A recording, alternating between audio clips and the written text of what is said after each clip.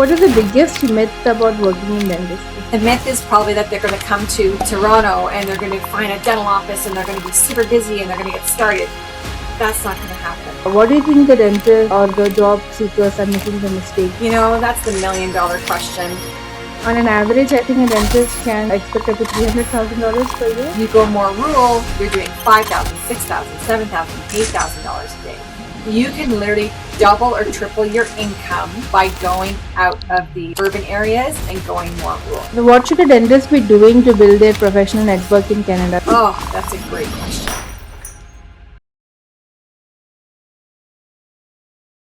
Welcome to the Dental Lens.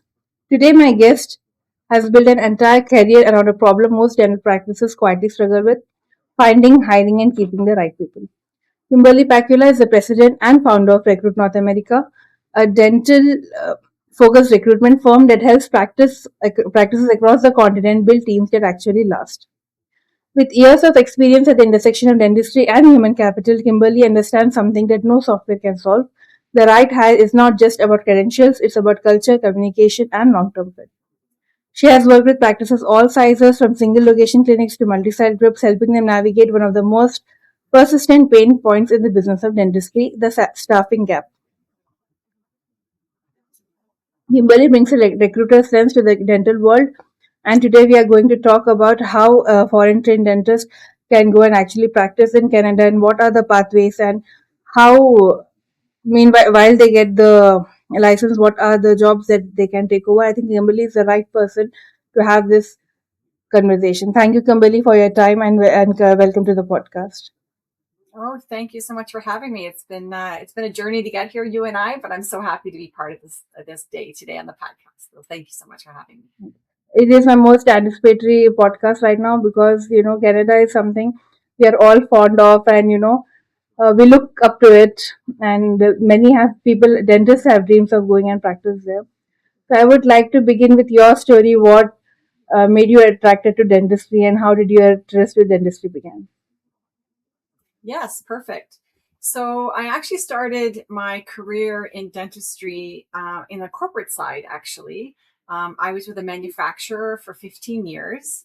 And during that time, it was such a passionate, extremely tech savvy direction into the dental world. And I was very privileged to be part of this amazing group that really did change sort of the landscape of dentistry in regards to product, innovation. And I also really enjoyed, what was happening in dentistry with the path of sort of digital dentistry. So that was very exciting. After 15 years, I did leave the corporate side and I entered into the DSO space as VP of operations for a DSO here in Ontario, Canada. Mm-hmm. And I really enjoyed that because I got to see sort of the inside of the dental practice versus the corporate side of the dental practice, which was kind of interesting for me to change sort of my realm in regards to what I can do in the dental space. Mm-hmm. And during that time when I was VP of operations, the one thing that we did do was I had the opportunity to look at sort of people and the people that were in our practices. We had 3 practices initially when I first started with this DSO, and we acquired up to 13. So it was a busy time for the owner. It was a single owner. And it was a busy time for myself, who didn't have per se any experience in the dental practice. But what I did know was that people make the difference. Mm. And so when we were looking to hire, as we were acquiring practices, what I found was that people made the difference in regards to the happiness of the practice, the culture of the practice, and how we could grow overall, and which is everything today in dentistry, is growth and scaling. And so we were looking at people like associates and hygienists, people who really produce. Mm-hmm. And I found that when I met with the dentists and I decided to move them from practice to practice, they flourished, because maybe where they were previously at the previous practice, they weren't flourishing there. Mm-hmm. So because we did some movement, we made everybody happy. We had an increase of production overall by 33% the first year. Then what happened as we were growing and scaling and acquiring more practices, I was looking for a recruiter, specifically in the dental space, to help me with recruiting doctors. And there wasn't one. So in 2017, I started the very first dentist-specific recruitment firm called Associates on Demand. And when I started that company, I did unfortunately leave the DSO space because the company did take off. And I did sell the company in 2018, but did work with the owner of that company for several years until I evolved into this new company called Recruit North America. The beautiful thing about what we've done here is we are dentist specific. So we really understand the dental market. Obviously, myself coming from the corporate background, the DSO space, from the recruiting space, we really understand the market and what it takes to tick, if that makes any sense. So since we evolved and rebranded the name to Recruit North America, we have expanded to the US. We now are expanding to the UK. And we've also added different aspects to our staffing in regards to just not doctors. We do also hygienists and full team members. We are also launching a brand new job board specifically for the dental space called dentisтрysmatch.com. And that is going to be launching in the next 2 weeks. We're very, very excited about that. Indeed has the market right now, and Indeed is very frustrating if you've ever used Indeed, Yes, I do. especially for you guys as foreign trained dentists. Indeed sometimes is not the platform anymore. So we are developing a brand new platform that will be launched in the next 2 weeks called dentistrysmatch.com. I think it is very much needed in this space because our dentists are not given like Naukri. And here there are platforms called Naukri, and for Gulf we have this. But when I search for prosthodontist jobs in Indeed, it shows me everything apart from prosthodontics. It shows me Exactly. prosthetic doctors like plastic surgeons jobs, and it doesn't get the dentistry as as someone you have worked for so many years in this will do. So I'm really looking forward to it, and I'm sure it is going to Thank help from you. people all around the world how about who are finding the jobs, and especially Indeed doesn't have this office managers and other posts I have seen. They are not there on Indeed. Yeah, I mean, I think the space, it's geared to every industry, Yes. right? It's not dental specific. So Yes. that's why we've kind of decided to develop something that's dental specific, because really this is what we're good Mhm. at. We stay in our lane. This is what we love. We also want to be here to help people. At the end of the day, recruiters are here to help. Yes. We think about there's two aspects to being a recruiter, right? You've got the client who has the need to hire someone, and then we have the candidates that are objectively looking for a good position or a good home. And we are permanent placement. We're not a temp agency. We do not want to be a temp agency. We are that sort of, again, that match.com for dentistry that's going to find that permanent home for you, that permanent fit that's going to meet your core value strength. At the end of the day, that's what we're doing. That's what we're working towards. And that's what we want to, provide to the services in the dental industry. Uh, so Kimberly, like staffing is one of the major problems in dentistry, and I always read about the burnout, and one of the major pain points is the turnover of the people who are coming and going, and again, new people need to be hired, they need to be trained. What do you think the dentists or the job seekers are making the mistake when they're not finding the correct environment to thrive?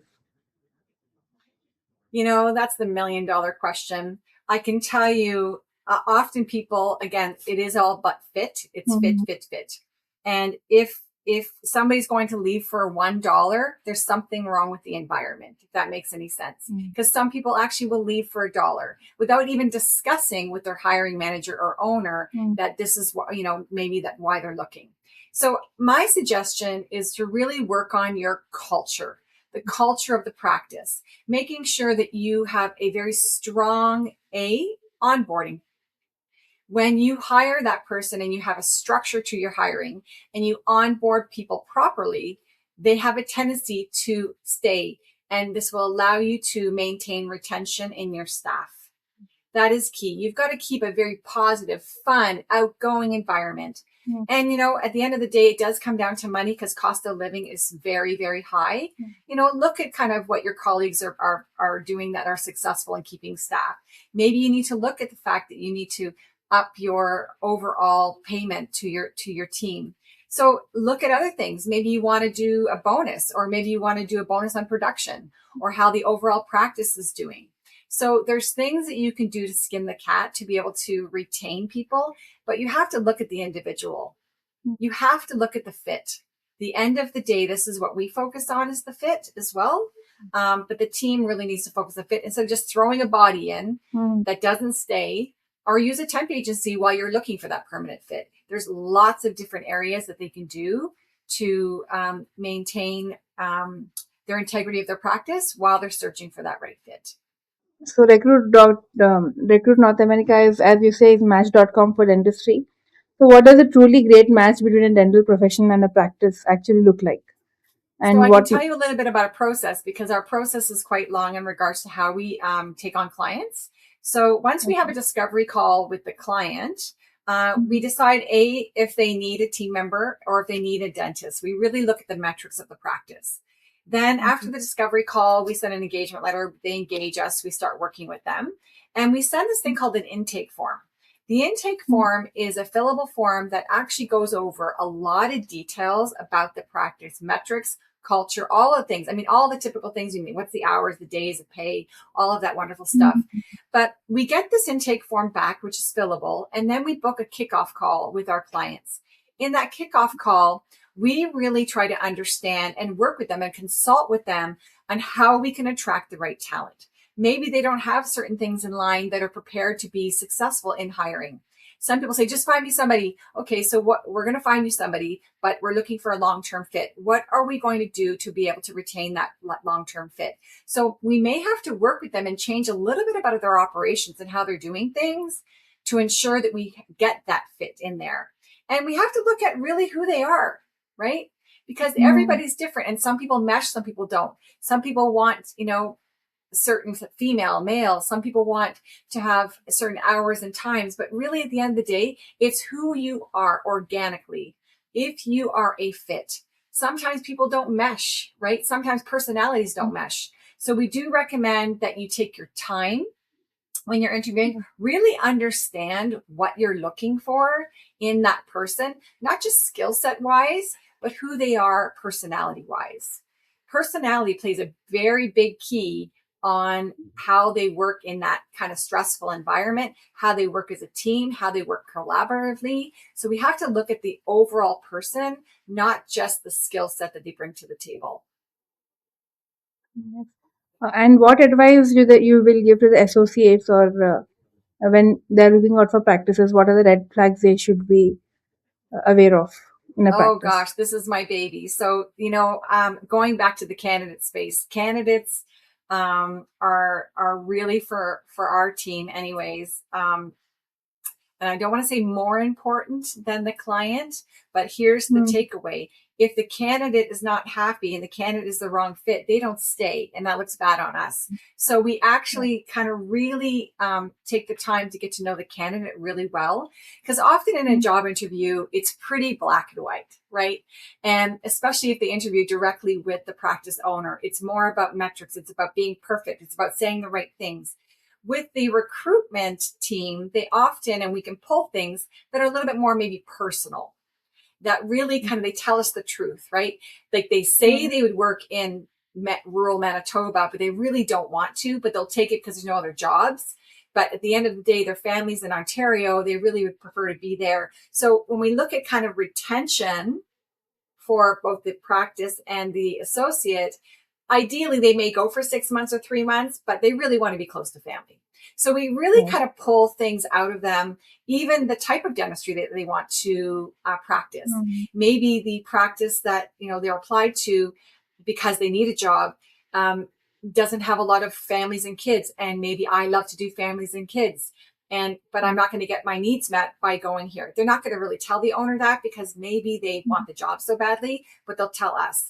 So often they'll tell us a lot of things that they're not telling the owner.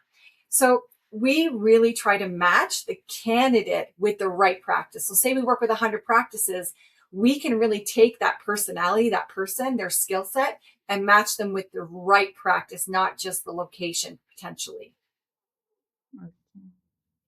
I think, basically you are the match.com. It's matching your I know. personality. I want to date our all of our clients, right? Yeah. You are matching the personality of the clinic as well as the associate with each other. So, Kimberly, I would want to steer this conversation to international dentists. Like Canada is a very, is a place where immigrants love to migrate to, and they have started many. They have started Attract. many, yeah, Yeah. and they have started. The government is giving many programs to attract the healthcare professionals to Canada, and dentists are one of them. So, can you say, like, can you walk us through what the licensing process actually looks like from start to finish? Yeah. So, I mean, and this is really the sort of soup and nuts of this conversation. Because at the end of the day, everybody wants to know, how can I come and practice here at the end of the day, right? So when we choose our pathway, generally there's two ways that you want to choose your pathway. You can either do the NDEB pathway, which is basically your well, they're both NDEB, but the first one is the equivalency process. That is usually the most common for foreign trained dentists. However, we are going to talk about going back to the advanced program, which is basically going back to school. So there's really two options when you're coming to Canada to work as a dentist. So you know that your pathway, sort of the equivalency process, you're not going to redo dental school, but you have to pass the 3 exams. That could take a very long period of time, years, right? Traditionally, it's years. And of course, we all know it's the AFK, the ACJ, and the ACS. So you have to pass all 3 to be able to become eligible to actually, have your final sort of certification exam, right? Which is your NDEB.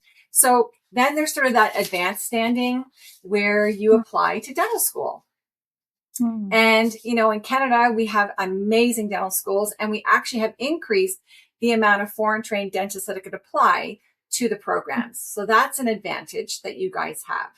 And I will tell you, on a job perspective, I will say the equivalency certainly will get you here, and places like Prep Doctors, and we'll talk about that, will help you get there with really great training.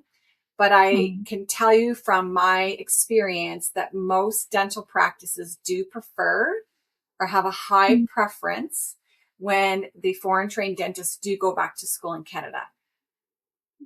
There is a preference, and that's, just what I've seen and my team have seen over the last 9 years. So typically, when you apply to the dental school, which is, slightly competitive, it's typically it was 2 years. Now it's typically 3 years. And then, of course, after completion, you write your NDEB certification exam. That's really kind of the way it goes. So once you do that and you're licensed in Canada, then what you do is you choose the province that you want to work in, and then you have to get your provincial license. Okay. Now, I will tell you, there is a need. We have a very big need for associate dentists and specialists here in Canada. The outlining areas, the more rural areas, are definitely in need. So the preference would be, if you come here and you do either go to school or do the equivalency process through, say, something like Prep Doctors, is that you do find a location that's a little bit more rural in different provinces. Areas like, for example, Newfoundland. I'm going to use that as an example. East coast of Canada. Newfoundland has a bursary that is so attractive that if I was a foreign trained dentist, that is something I certainly would apply for the year prior to actually working, because it's a $50,000 bursary. And the school debt and the amount of debt, unfortunately, that most, foreign trained dentists have to incur, this debt could be certainly taken care of by working and applying for these bursaries in these rural communities. Okay. But most international dentists fear the weather there, Newfoundland and all that. The weather. The weather, Minus yes. and all, yes. So, how much time does each pathway take, and the financial burden it has on the dentist? Well, it's super expensive, right? I mean, most dentists, unfortunately, are, if you're going back to school, are, a few $100,000 in debt.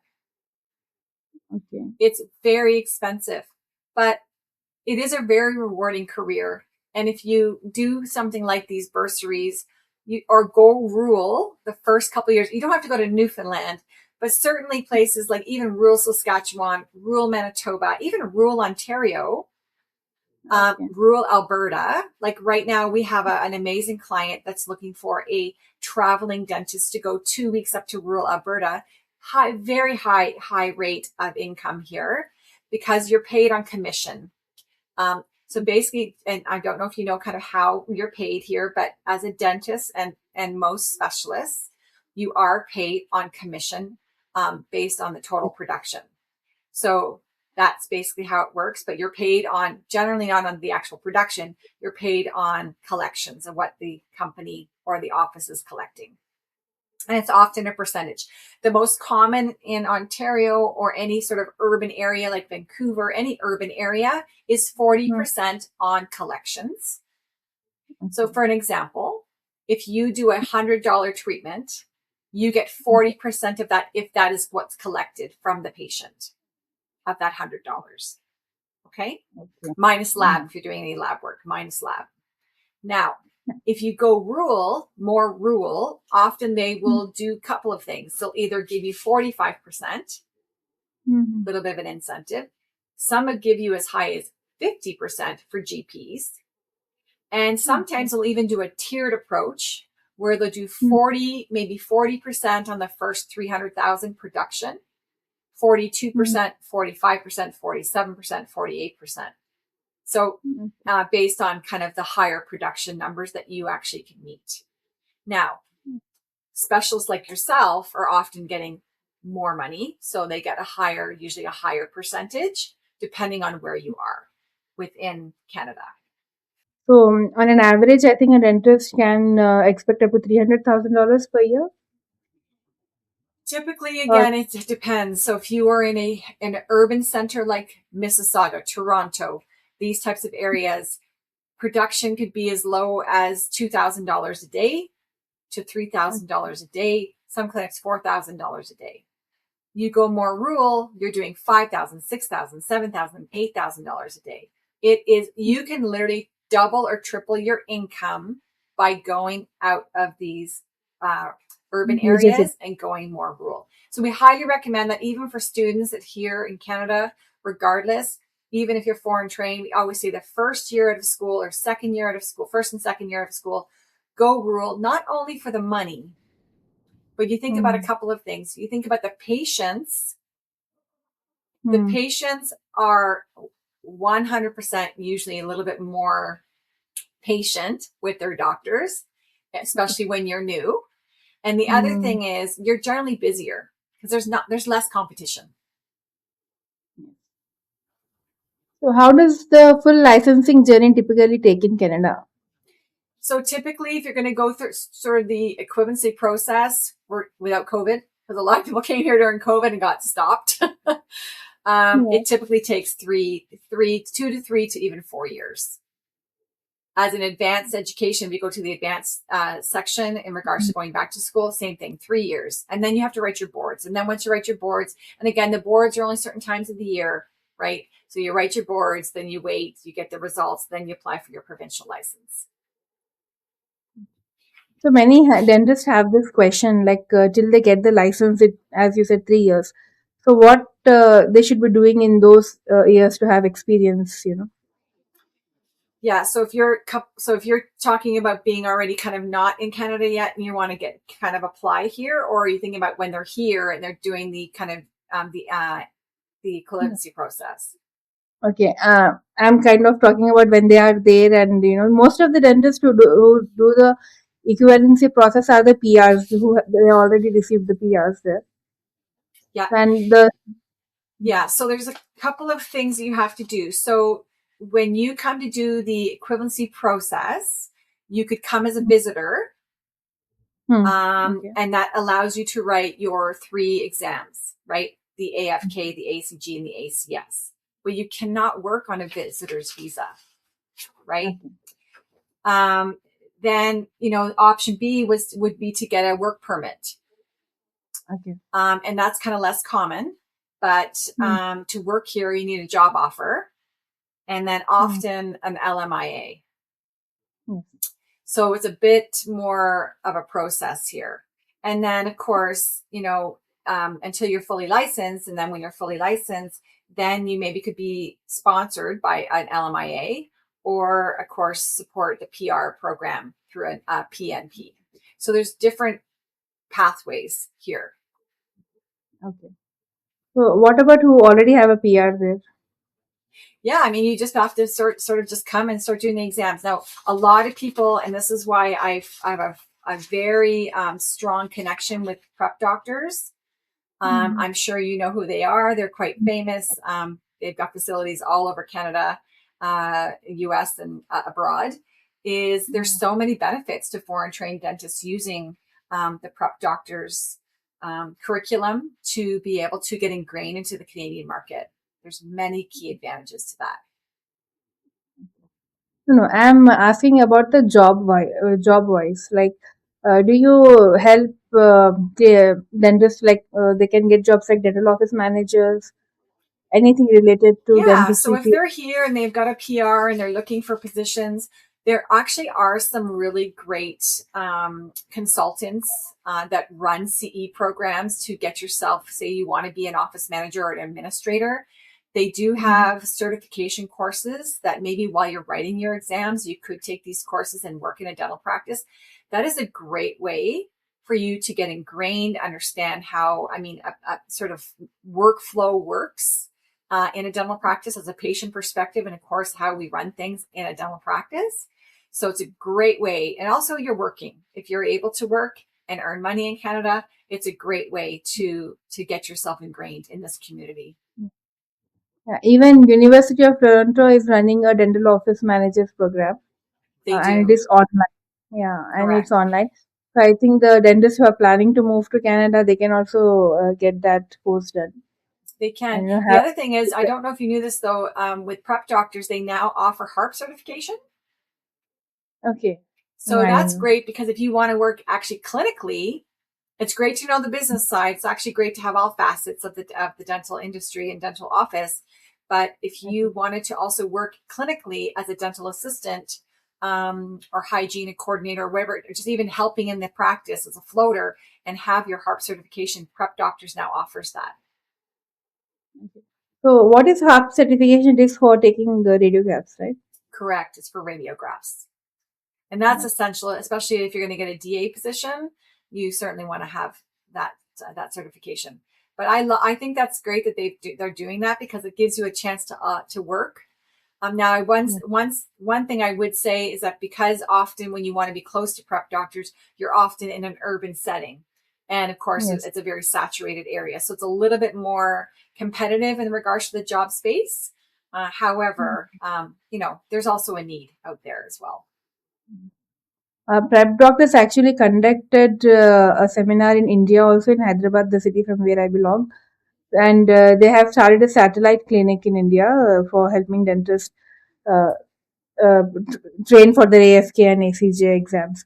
Because I said Wonderful. like, yeah, theoretically AFK and ACJ are theoretical exams, so they can prepare from anywhere in the world. But for the third step NDECC, we have to go to their institute. I think it's in Mississauga, right? Yes, I believe so. Sorry, I'm having a hard time hearing you, but I believe I didn't know that they had it kind of satellite. So that's news to me. But that's great. What I do love about that, I guess, is the fact that, it does take years, right? And so you're Yes. not having to move your entire family or leave your family Mhm. behind while you're taking these exams. So what should a dentist be doing to build their professional network in Canada before they're licensed? What actually opens doors?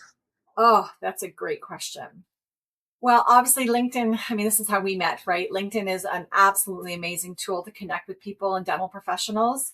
But stay Mm. connected. There's so many dental communities on Facebook and online. In Canada, in particular, I could tell you, I know Prep Doctors is really it's the key. It's a place to go to get really networked. extremely well for foreign trained. But also follow all of the dental schools. There's a lot going on with the alumni. There's a lot going on with the dental schools, but anything dentistry, even attending and coming to some of our conventions. There's some great CE that you can get, a lot of great courses, and a lot of great networking. So can we get CE even before we are licensed? I thought it is done No, only you after. won't actually be certified per se. So if a hands-on course, you have to be certified. But there's so many different courses out there that you could take without your certification, especially at these conventions. Okay. I thought only a licensed dentist could attend them, because in here in Riyadh, if you have to even attend a conference, you need a license to attend it. So I Yeah, thought it's the same. depending on the course, some require it, some do not. My advice, to be honest, I mean, depending on where you are and what your training was like, you have to really understand. I believe that the Canadian dentists really focus on the mouth and body connection. It is full service.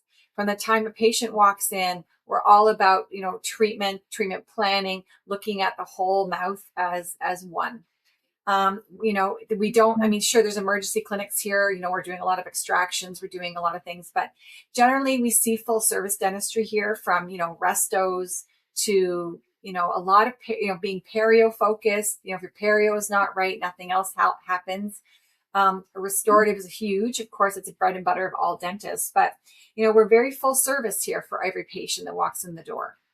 So if you're not comfortable with certain procedures, like endo, I'd recommend in your own country to get proficient in endo, because that's something that GPs and dental practices will be looking for when they hire you here.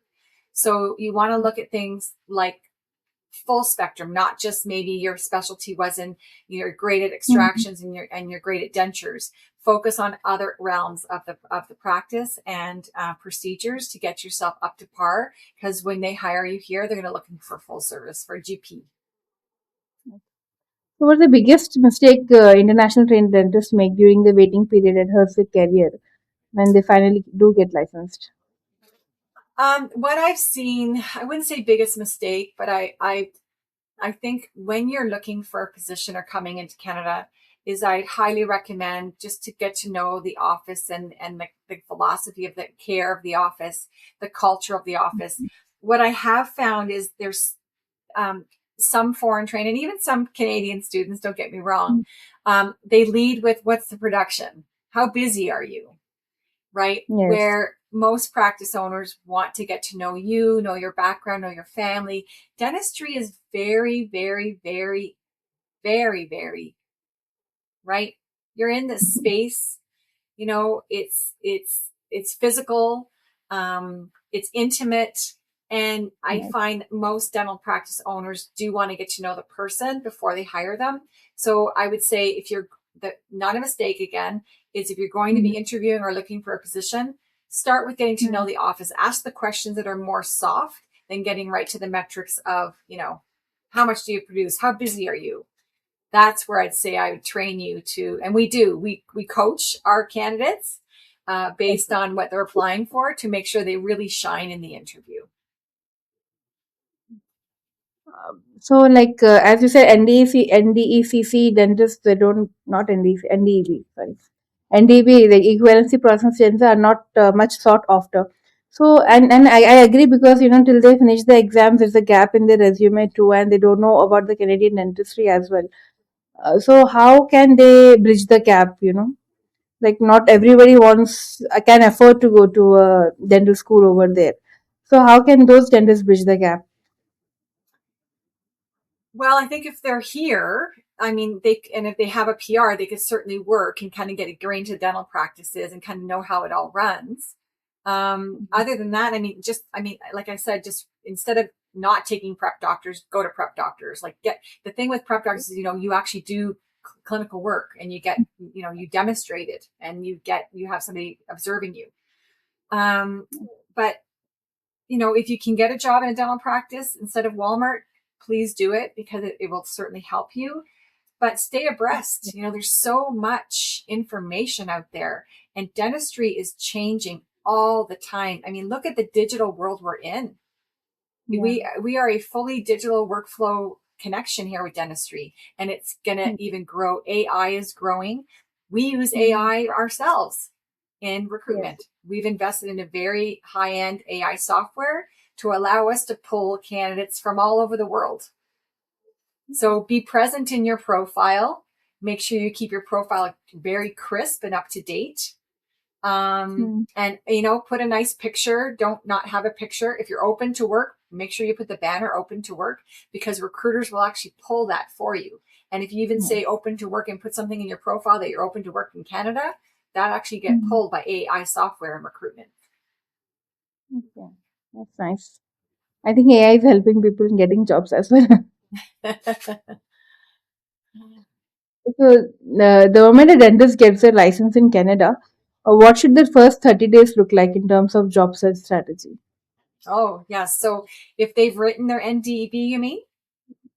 Okay. Any, yeah. Okay, so if they've written their NDEB and now they're kind of deciding, which is happening right now. So the Mm. NDEB happened in March, and Hmm. here in Ontario. I'm just talking about Ontario, well, Canada, but so they wrote their exams in March, and Hmm. now everybody's deciding which province. Well, first they're waiting for Hmm. their results, but which province or am I going to work in? So the first 30 days is sort of after you have your NDEB, you've passed that, and you now decide which province you want to work in. And usually you pick the province based on the fact that you've got a job in that province, usually, Yes. especially if you're open to relocation. Um, Hmm. so the first 30 days generally is again going back to when they're hired. When you are Okay. hired, you have to ask, and we will take care of this if you go through us. We talk about Hmm. how do you onboard your associate. What we Okay. recommend, because most people who've done the NDB and are waiting for their provincial license, every province is different, but typically you're waiting at least as minimum as 3 weeks, depending, you have to write an ethics exam, 3 weeks to 6 weeks before you actually get licensed. Okay. In that time, and if you're moving or you're local, you should probably go into the practice on the while you're waiting for your license to do things like getting training on the software, getting Okay. training and very comfortable with the workflow. Get all the Hmm. training if you have a CERAC machine. Get training on the CERAC machine. Get all your training done before you start. The other thing is you want to kind of get out there marketing yourself. You want to let everybody, hey, I've got a new position at Kimberly Dentistry, in Ontario, and you want to advertise that. And then the office will also start advertising that they have a new dentist coming, and then get your schedule busy. Be in the practice. Start meeting patients. Start talking to the hygienist. Get really ingrained in the team. Go to the team meetings. Go to the huddles before you start. Because at the end of the day, you are part now of this dental family. And the more you can do to get yourself started before your start date while you're waiting for your license, the greater your experience and the greater your success will be on the day that you do start. So what concerns do the practices usually have when they're hiring foreign trained dentists? The concerns are, the type of dentistry that, and this is usually done after, like during the interview process, they really talk about where your proficiencies lie. So if you think about, if you're a GP dentist and a majority of your practice was extractions, Hmm. then, they'll ask you questions like, so how are you with endo? How are you with rotary endo? Right. And they really want to understand, what technologies you've used, products he's Hmm. used, workflow, and a little bit more about like the full mouth, right? Because we're, most clinics are not emergency clinics. They are seeing patients and they're seeing full service. So their concerns generally are the type of dentistry that they practice and if they're proficient in all aspects of GP dentistry. If they are not, often, especially if they're a great fit, the first thing that owners will do is say, we suggest that you get into a course, a new course. Maybe it's a molar endo course. Maybe it's a surgical course. Maybe it's a crown and bridge course. Maybe it's a laser course. But the Okay. practice also, you have to think about the demographics of the patients. And this is why we go Hmm. back to fit, right? Yes. If the Hmm. demographic of my patients are typically just resto, if I'm doing restos all day and 90% of my practice is resto, then I want to hire a dentist that can do a lot of resto, unless they want to Yeah. grow in other aspects. Like, say I buy a CEREC machine. I'm not very tech savvy, but I want my new grad or my new associate to be tech savvy. I'm going to buy a CEREC. Maybe we need to get training on the CEREC. So the concern's really more about the clinical skills, the ability to communicate. And I'm going to use an example. Say I have a practice and most of my practice is Polish, right? I'm probably Yeah. going to look for a Polish speaking dentist. However, if my community is no longer, like, it's not as Polish as it used to be, and maybe I have more German people coming into my community, maybe I want to hire a German speaking dentist because it's going to attract new patients, right? So you also, as a candidate, really you have to understand the demographics of the patients and what type of patients are here, and are those patients going to make me feel comfortable? The other thing I do want to mention is, again, I'm going to go back to staffing. The number Hmm. one pain today is It's tough. staffing. Why is this important for an NDEB? It's Hmm. important because if you don't ask the right questions about the stability and structure of their staffing, you could be walking in and you could have a different assistant every single day that's a temp. That's going to make Hmm. your job a lot harder. It's going to waste a lot of time, hiring, training them again and telling them everything that you do.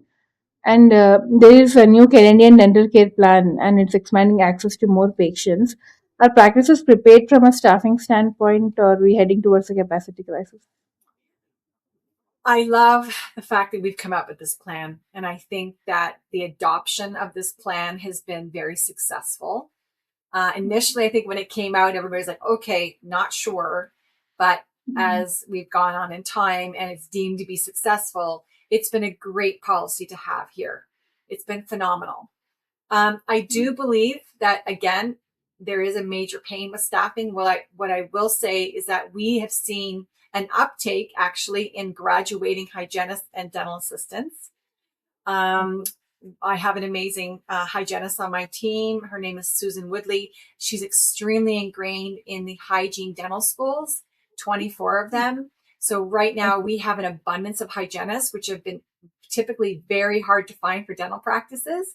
And what does dental hygienists do? Obviously do an amazing job caring for the public, but they're a big part of the production and also overall care of a dental practice and your success as a dentist by having an amazing hygiene team. So, staffing has been very hard, and the CDCP certainly has allowed for more of a demand of staffing, and we'll see that continue as the CDCP continues to grow. I think it is a good thing for foreign trained dentists as well, because it will open up many other positions till they get licensed. 100%. So, which province has the largest shortage for dentists? Newfoundland. Newfoundland, East Coast for sure. Hence why they came up with the bursary. And Okay. the nicest people on the face of the earth live in Newfoundland. Okay. They are the nicest patients. They are the nicest people. And, it's a privilege really to work there. It's an amazing area. But I think every, every area that's not urban, like, we're super saturated in Vancouver. We're super saturated in certain parts of Alberta, like Edmonton, Calgary, saturated, saturated, saturated. We need people in New Brunswick. We need people in Nova Scotia. We need people in Newfoundland. We need people in Manitoba, in these rural Hmm. areas, Brandon, the Paw, Swan River, all of these, but Saskatchewan, dying. But I will tell you, the nice thing about some of these areas, they have dental schools, right? U of S is Yes. one of the top rated dental schools in Canada. It's a phenomenal school, phenomenal. And a lot of the U of S students stay, which is wonderful. And I think a lot of schools, their mandate now is that they are bringing in or getting students um, Hmm. into that live in the area, Okay. keeping them there, which is great. Alright. In Manitoba also there's a school, right? And it's U of offering the M, special, phenomenal school too. Yeah, and they're offering one year specialty training year for specialist. I found out through that in Manitoba also there's a school who's offering this. great school. Very cold, but nice. Summers are beautiful there. It's very Yeah. flat, but it's summers are gorgeous. Yeah, great You school know, though. and India is a very hot and humid country, I will talk about. And even in GCC, the weather is hot. So coming from here to complete snow areas, so I think the most of them struggle with the weather for initial few months and all till they get adapted to it. But I think if they anyone chooses that parts, will always thrive. Instead of competing in urban areas, like you said. Yes, So, I'll just recommend don't decide to come in January to Manitoba. That's minus 40. oh my God. It's cold. Yeah. So, what is a trait that separates the internationally trained dentist who make it in Canada from those who struggle? I mean, at the end of the day, I think just really understanding that we are more of a full service. Most dental Mm. practices are full service. Going back to that, and that they should get proficient in most GP dentistry to the point where they're very comfortable. And we are extremely patient centered. It's the patient experience probably the number one thing to retain patients to come to the practice forever and all their families. But patient-centered care, most practices, like I said, are not emergency clinics. They rely on that uptake of patients coming back and coming back. They are solidly on recall systems, and they do a good job of that. It's a very, very patient focused approach and family approach to have retention and keep people coming back to the practices. What is the biggest myth about working in dentistry?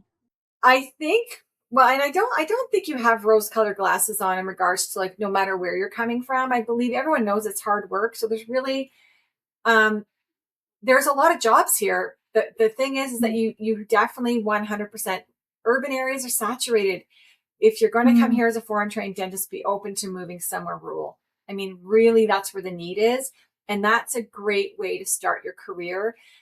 Not only going back to like how busy you're going to be, how much you can pay off a lot of your debt.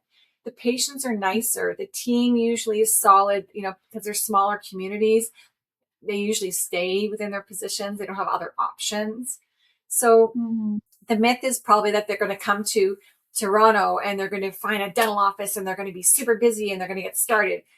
That's not going to happen. They literally probably find multiple part-time jobs, be probably the person that's going to be building the practice, right? You're waiting for people to walk through the door. I would highly recommend that you just decide to go 1 year Mm. outside of an urban area. Uh, so, like apart, like those who want to, move away from dentistry, do you suggest anything that is related to healthcare but not, clinical? Oh yeah. Oh my goodness. Well, I mean, think about, I went from corporate to DSO, like to owning a recruitment firm, right? Dentistry sucks you in, right? It sucks you in. And I mean, I was in manufacturing for 15 years. It was the best time of my life. What I learned in research and development was absolutely astronomical for I was so passionate about it. But if you don't want to come and write your boards and be a dentist, there's so many different ways that you can be in the industry, from joining a manufacturer to joining to a dealer, doing sales, being in research, being in academia. There's so Mm. many. Just Google how many manufacturers are out there, right? To Okay. have someone so well trained like yourself or any of your colleagues looking that are trained as a dentist or a specialist, privileged to have you, right? To work in the Mm. manufacturing space, the dealer space, the education space. There's lots of things you can do. But how can you work in an education space when you're not licensed? Like, in what positions can you work? I believe there's a lot of dental assisting schools and admin schools and business schools that you can attend to and be in academia. There's many ways that you can make a difference. I mean, prep doctors hires people all the time, you Okay. know, so to be part of that group, and they're phenomenal. I think they also help with the financing uh, of the process as well. Correct. Correct. So, one resource, book, or podcast that every dental professional should know about. Oh my gosh, there's so many out there. In regards, I would just say, I mean, depends on where their passions are, right? If you want to learn more clinical stuff, you follow the big guys, right? You follow, like, I don't know, I'm big on like Spears and all of these amazing groups that do kind of full mouth rehab and full mouth dentistry. But there's so many out there. There's, I mean, for you, I mean, there's, there's Mark Lynn, there's like a lot of prosto places that you can look at. Books, I mean, depends. If you're clinically focused, you want to focus on that. If you want to learn about the business of dentistry, there's that, right? I was mentioning to you kind of before that we started the podcast that I belong to a dental advisory board. There's so many people on that board that can sort of assist you. It's connections, right? So there's so much available on the internet. I would, spice up your LinkedIn account and start inviting people. I listen to podcasts all the time. But they're more business focused and more kind of about just direction. And people make product, people make profession, and people make practices. So, get ingrained in the people of dentistry, follow the big corporations like the 123s and the dental corps of the world and all the DSOs. Follow all of these leaders. They've done a great job. Yeah. So like Recruit North America now operates across Canada, US. So if a foreign trained dentist, like, or any candidate or any dentist wants to, get hired through you, so how can they contact you, or how can they reach you? Yes. So recruitna.com. So our company is called Recruit North America, and the www.recruitna.com. Go to our website. You can log in there and say hello. You could also email myself directly at Kimberly. It's LYKIM. It's right there on the screen. Kimberly at recruitna.com. We also have a common email that all the team gets. It's called hello@recruitna. We could certainly help you with direction. We have affiliations with lawyers, with different people that can help you in regards to this process. Obviously, we're affiliated with prep doctors as well. And we can help you in the process. Could we find you a job right now? No, but we certainly can connect you. We also, while we're launching a brand new website. Same website, just a little bit kind of more robust. We are launching something called Dental Student Connect. It's called DSC, Dental Student Connect. And basically, when you log in and create a profile, you will now have resources as a newer dentist, and we'll have one for NDEBs and for foreign trained dentists. All your resources are going to be there, from lawyers, accountants, prep doctors, all the different just links that you need to get to talk to the right people to help you through this process of getting here to practice in Canada. So we're doing that for you guys. Yeah, thank you so much. Like, when is it going to go live? In 2 weeks. Okay. Yep, we're ready to go. You're releasing 2 websites. One is for the recruitment, and it's one going is to be on one website, but it's going to be a portion of our website. So the Dental Student Connect will be here. The job board will also be here on our website. I think you're building a very powerful community of dentists, and helping people from all over the world. Thank you so much for your services. Oh, thank you for having me. You know what? Honestly, we really care about what happens and where you go. We want your experience too to be a very positive one, especially coming to a new country and navigating this space. It's difficult. And if we could be a kind voice or a good referral for you, that's why we're here. Thank you so much. And as a foreign trained dentist, like, for anyone who is coming there, I think this podcast is going to help them a lot, and knowing about the job aspects of the dentistry as well. Thank you so much, and we'll stay in touch. For sure. Thank you so much for having me, and good luck to everybody. And we're here to help you when needed. All the best to you. Thank you.